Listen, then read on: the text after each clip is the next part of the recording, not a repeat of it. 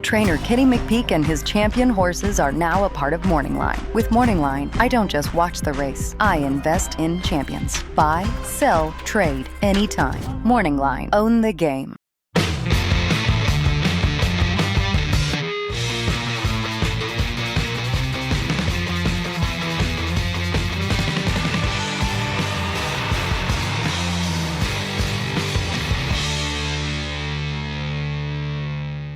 Hi, everyone. Thanks so much for joining us here on the Daily Racing Form YouTube. I'm Gino Buccola alongside Ashley Mailloux with producer Lucia helping us out as we head on over to Tampa Bay Downs for a couple graded stakes races this weekend. We'll take a preview of both of those for you. But before we get into the Tampa Bay, we want to let you know about the new sponsor of Daily Racing Form and Daily Racing Form videos, Morningline.io. Old school ownership locks you in with fees, markups, and no exit.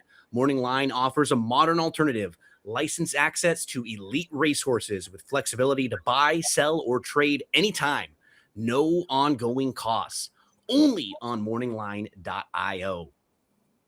Ashley, let's take a look at the field for the Grade 3 Tampa Bay. This one will include a couple of horses that I think will take some money. We haven't had the morning line out yet by the time you and I are recording this, but when looking at the Grade 1 winner win for the money, I expect that he's going to take some action in there. Tom's Magic is a horse who's sharp. He's in good form. He's going to be stepping up, but he's coming out of a Grade 1 race where he ran really, really well. And the third place finisher just came back and won the Pegasus World Cup Turf last weekend. So I think those two will take some money in there. Quattro Centro is another one who has some pretty good speed figures that fit with this group. I feel like that's kind of like the top of the group in here.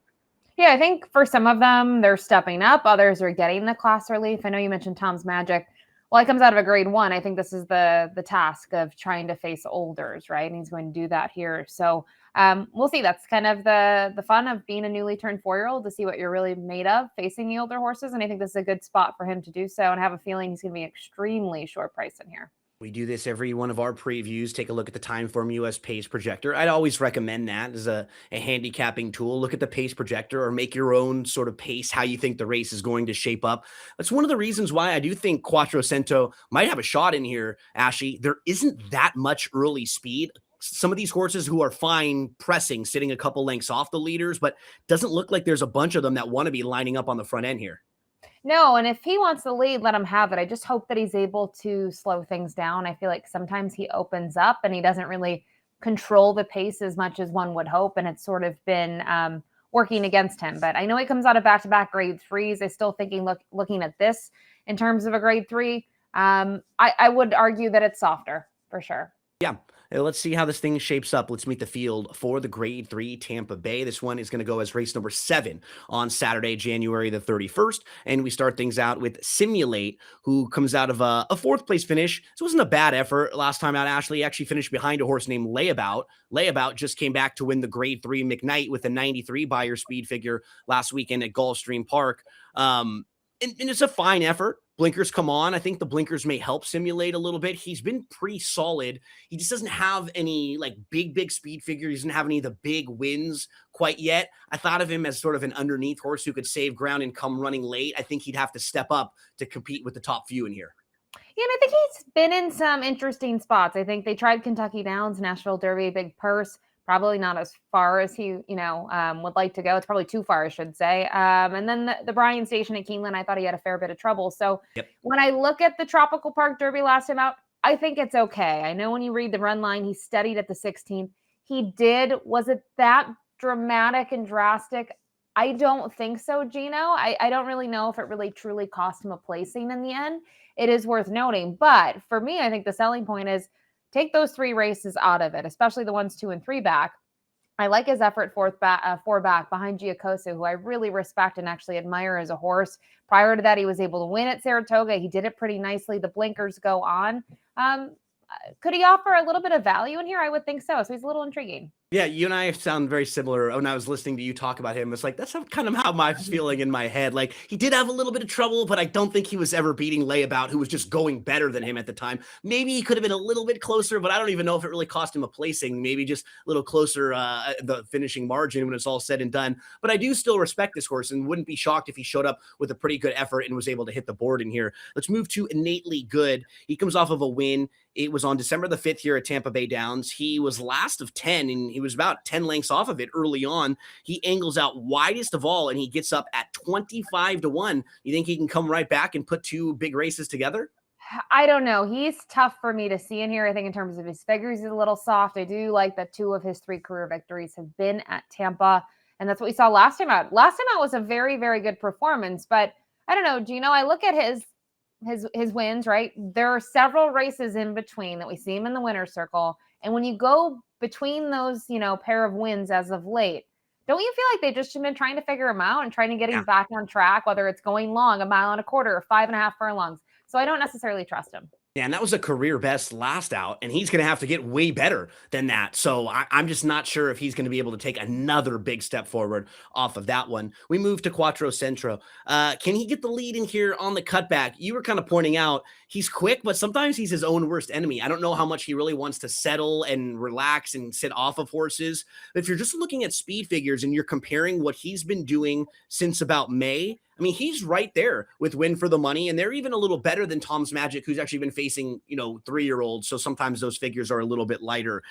Quattro Centro was just a tough read overall because from last July, you get wins at the heavy favorite at Ellis, a good effort again at Ellis Park, 2 easy wins at Kentucky, and you never know what to do with those races at Kentucky Downs. Is it just a horse that liked that course, the way the speed was playing that day? But he did beat a couple nice horses, some next out winners there. Then they tried Grade 1 Company, obviously in too tough in the Grade 1 Turf Mile. Then last 2, I think Wolfie's Dynago set like a world record in one of those races, and I don't think he's as fast, so he couldn't get the lead there.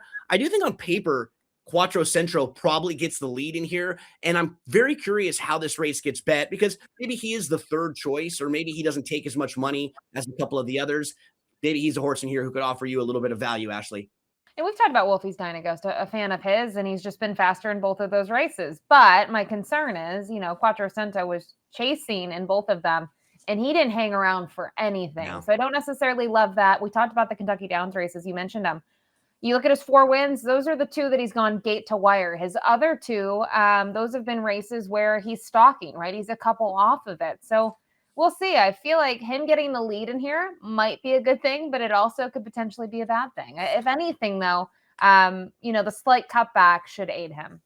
Move to Discreet Dancer. He is a horse who was 63-1 behind Layabout 2 starts back. And if you're just talking about the race, we were talking about Simulate a moment ago. In that very same race, Simulate was 9-1. He had a little bit of trouble. I just didn't really see something that I could make an excuse for Discreet Dancer coming out of that race. No, and his better races in some of them, right? I mean, they just haven't been against stakes competition. And I just get concerned here that they're going to go reasonable fractions. And if he's a deep closer, he's not going to get the pace help. And even in some of his races, Gino, where he's gotten it, I think the waters have been too deep. So I have to pass on him.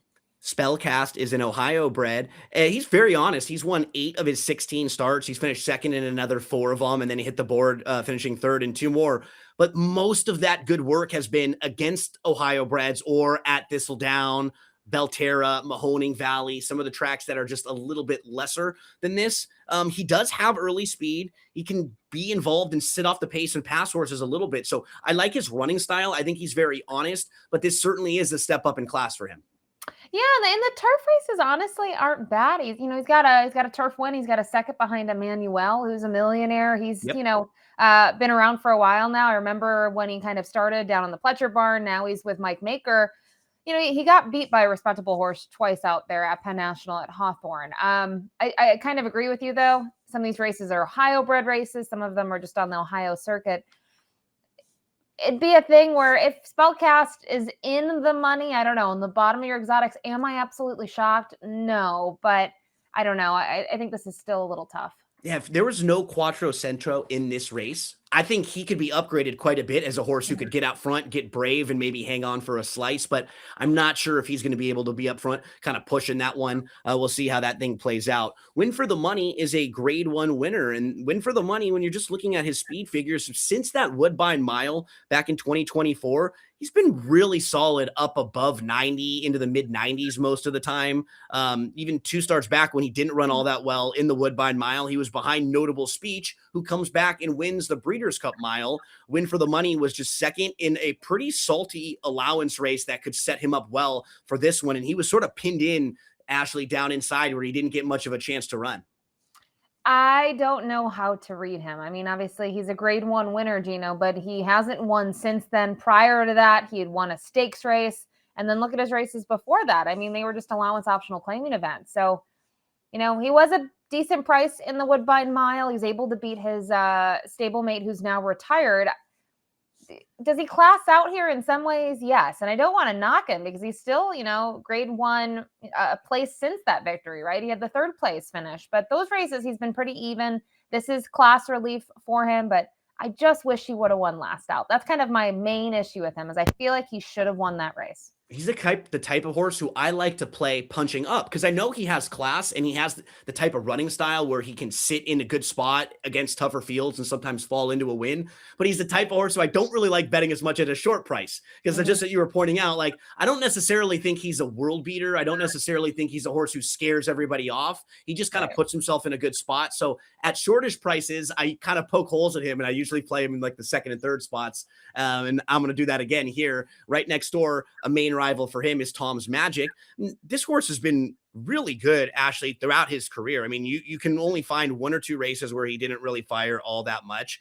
I think you and I previewed the King's Plate when he was a very good second and he didn't get going until too late and he came flying late there. He comes back and he ends up winning the Breeders, which is another one of the legs of the Canadian Triple Crown there. And then once he faces Open Company in the Hollywood Derby, I wasn't exactly sure what to think of him. He ran great that day. He sat a really nice trip, just a couple lengths off. He moved to the lead. He was right there in the mix with the top 2 other contenders. Salamis ends up going by him. Test Score had a little bit of trouble down inside. Test Score just came back to win the Pegasus World Cup Turf. This race has showed that it was a strong field. It was a good group, and maybe his speed figures are a little bit faster than what they look like on paper. Yeah, he's extremely talented. I think he's the horse to beat in here. You mentioned he beats Test Score. We know what he's able to do. Pegasus World Cup weekend. Horse is training well. You even go back to 3-back. I mean, he's 2nd in the plate, but in terms of that final quarter of the mile, he was the one moving the fastest. You can look at the incremental fractions, Gino. He was rolling a world of difference in terms of the trips, and it's no disrespect to the plate winner Mancetti, but Mancetti was forward from the get-go, and this is a horse that's trying to close into a horse that was going pretty comfortable. I think it kind of speaks to his talent, and I would agree with you. I do feel like if you're a figures player, this is one of those situations where I like buyers. I can't hold the buyers here to be the actual, reason I like him. I think he is better than his buyer speed figures show. We round out the field with Britain's Kitten, who is a stakes winner. And we got to give this 7-year-old credit. He just wins off of a 25-month layoff. He did not race from November of 2023 to December of 2025. He comes back. He wins that race, Ashley, against optional 32 non-winners of 2. But now he's going to have to step up and face better. I want to give him credit for that because that's quite an accomplishment. You don't see a lot of horses winning off of layoffs like that. But this will be another step up. And the lack of early speed hurts a little bit. It kind of puts him behind the 8 ball. It does. And when that's a layoff, it wasn't even like they tried to bring him back in 2024. There are no published drills, at least from that perspective, Gino, and started working out in September of last year at Presque Isle. And then you can see ended up at more recently at Tampa and had a stop in between at the Gallops Training Center. I don't want to hold that against him. That's a huge feat to be able to do it. And his turf numbers actually are quite good. He's been a pretty consistent horse, and you kind of see the races that he's been in. I have some respect for him. I just get a little weary here of now you're jumping up in class. It's your 2nd start after such a long layoff. I don't want to use the word bounce, but I always feel like there is the sort of idea that a horse off such a big effort, they could take a step backward their next time out. Completely agree with you. Regression a little bit, just kind of a wait and see approach for this horse because he hasn't really performed at this level that much before either. So that's where I was kind of wait and see on that one. We round things out and we move to selections in here, Ashley. I thought both the 6 and the 7 were kind of the horses to beat. Win for the Money and Tom's Magic. I'm going to use them in the 2nd and 3rd spots. You put Tom's Magic on top. Yeah, I think kind of looking at his resume, he's really consistent. I mean, maybe there's some questions here. Does the mile and a 16th really suit him because he's had success at a mile and a half or, 2nd last time out at a mile and an 1/8. But I think he's the horse to beat. But I think when you kind of look at your top pick in here, Gino, the question is if he makes the lead and he does it easy, do they catch him? And that's how I think this race will set up. We have the same exact top four, just in a slightly different order. We both give Simulate a little bit of a shot in the underneath spots. 7-1-6-3 for Ashley, 3-6-7-1 for me. Whoever you play, however you play them, we wish you the best of luck.